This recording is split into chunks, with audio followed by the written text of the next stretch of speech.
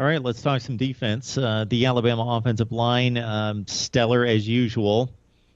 Ohio State came into the game, and now we know how rough of a spot Ohio State had along the offensive front. But there was even concern going into the Fiesta Bowl, and then it was completely exposed by the likes of Christian Wilkins.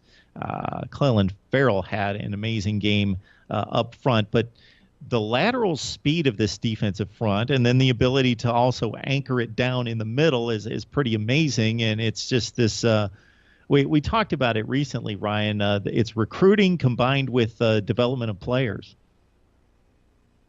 Yeah, Clemson's recruiting on the defensive line is comparable to Alabama, and that's where their defense is so incredibly talented. They average 4.25 stars on the defensive line in the two deep. That's a 4-3 scheme, so that's 8 different guys. You have Christian Wilkins, who's one of the best sophomore D linemen in the country. He's moved to defensive end now because we had some injuries, and it just puts the best 4 guys on the line on the field. And I think that's going to be an area where Clemson has to win the battle if they're going to beat this ridiculously talented Alabama team.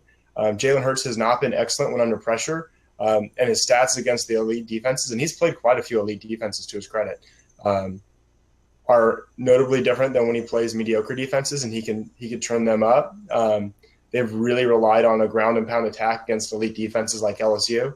And so if Clemson's D-line could stop up the run, I don't know that they could rely on Jalen Hurts' arm to win games. They haven't had to do it all year, and I would be surprised if they have to do it now for the first time against one of the best defenses they've played and they come through. Yeah, that's going to be interesting to see how much Clemson does sell out against the run, because Bo Scarborough, we talked about it with Ben previously, he's in that Derrick Henry mold. In addition to having probably much better speed than Derrick Henry, is just a battering ram that defenses have to gang tackle to have any chance, because he is just a monster. And Alabama, with a freshman quarterback and Jalen Hurts, who's not accustomed to shouldering the load, we'll see how much Clemson really loads the box and makes it obvious that, hey, we are daring you to throw, because while you do that against teams that are limited at the receiver position, that's not the case with Alabama. They just have the quarterback that's less proven than most teams playing in a championship game, but Alabama very equipped at wide receiver to make big plays if given the chance. So that's going to be obviously a Brent Venables decision to make, how much we truly load up the box and dare them to throw it downfield.